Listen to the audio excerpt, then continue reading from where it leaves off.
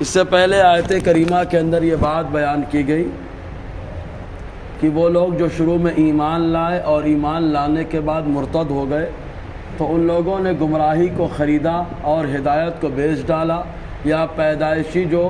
روز الست کا جو ایمان تھا اس کو بیچ کر کے ان لوگوں نے دنیا کی گمراہی کو خریدا۔ تو اللہ تعالیٰ فرماتا ہے ان کا سودا گھاٹے میں رہا، ان کا سودا ان کے لیے فائدہ مند نہ رہا۔ اور آج کی جو آیت کریمہ ہے، اس آیت کریمہ میں اللہ تبارک و تعالیٰ نے ایسے لوگوں کے بارے میں جنہوں نے ایمان کو بیچ ڈالا اور جو ہے گمراہی کو خریدا، دنیا کو ترجیح دی، آخرت کو فروخت کر دیا، تو ان کی ایک مثال دی جاتی ہے۔ وہ مثال یہ ہے کہ جیسے آپ جو ایک آدمی جو ہے بارش زبردست انداز میں بارش ہو رہی ہو اور چاروں طرف سے ایک دم گھٹا ٹوپ ہو، اندھیرا چھایا ہو، ایسے موقع پر اگر جو ہے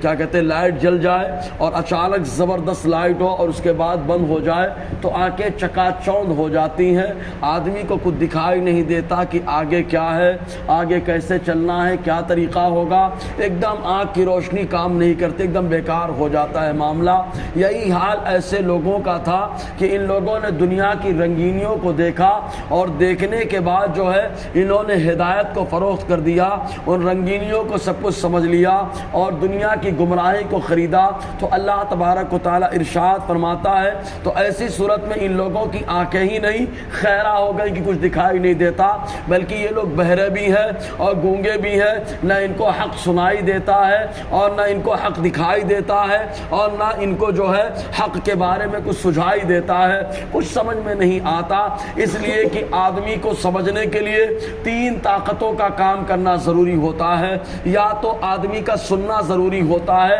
جب آدمی سن لیتا ہے تو سمجھنے کی طاقت کا استعمال کرتا ہے، غور کرتا ہے، اور سنتا ہی نہیں تو کیا سمجھنے کی صلاحیت لائے گا، کیا غور و خوض کرے گا۔ اور دوسری صورت یہ کہ آدمی دیکھ لے تو دیکھنے کے بعد غور و خوض کرتا ہے، اس کے بارے میں سمجھنے کی کوشش کرتا ہے، اور آدمی جب سمجھ لیتا ہے، غور و خوض کر لیتا ہے، تب اس کے اندر سب سے اہم صلاحیت، سب سے اہم قوت یہ ہے کہ وہ آدمی اپنی زبان پر حق کو لائے، لیکن غور کرنے کے باوجود، سمجھنے کے باوجود اگر زبان پر حق نہیں آ سکتا تو زبان رکھنے کے باوجود آدمی جو ہوتا ہے وہ گونگا کہلاتا ہے۔ وہ آدمی زبان رکھنے کے باوجود اس کے اندر گویا کہ بولنے کی صلاحیت نہیں ہے، کیونکہ حق بولنا یہ بلا شبہ آدمی کو ترقی کی طرف لے جاتا ہے۔ اللہ تبارک و تعالی ارشاد فرماتا ہے مَثَلُهُمْ كَمَثَلِ الَّذِي اسْتَوْقَدَ نَارًا،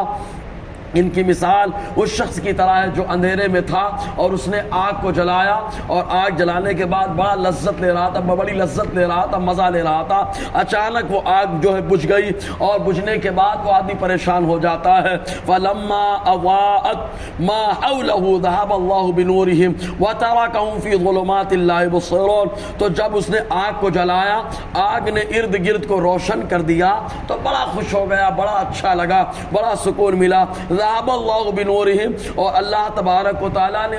اللہ تعالیٰ ان کے نور کو لے گیا، ان کی روشنی کو ختم فرما دیا، اب اندھیرا چھا گیا، اب آدمی کو سوچتا نہیں کیا کرنا۔ وَتَرَكَهُمْ فِي ظُلُمَاتٍ لَا يُبْصِرُونَ، اور اللہ تعالیٰ نے ان لوگوں کو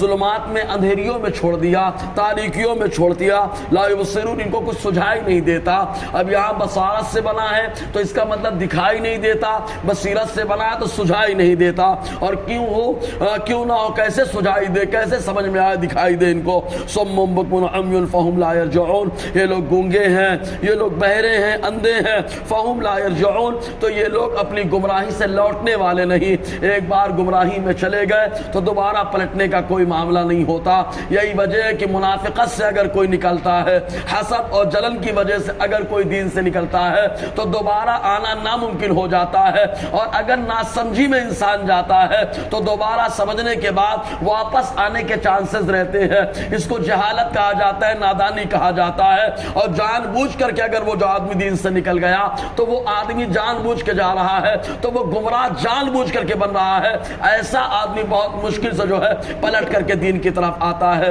بہرکیف اللہ تعالیٰ کہنے سننے زیادہ ہمیں عمل کی توفیق عطا فرمائے۔ ایک مثال اور اللہ تبارک و تعالیٰ نے دی ہے، بارش اترے اور بادل جب گرجتا ہے، بجلی نکلتی ہے تو اس سے ایک روشنی ہوتی ہے، اس اس میں کیا معاملات ہیں اس سے مثال دی گئی، انشاءاللہ اس پر روشنی رہے گی۔ اللہ تعالی ہم سب کو فیضان قرآن برکات قرآن سے مالا مال فرمائے۔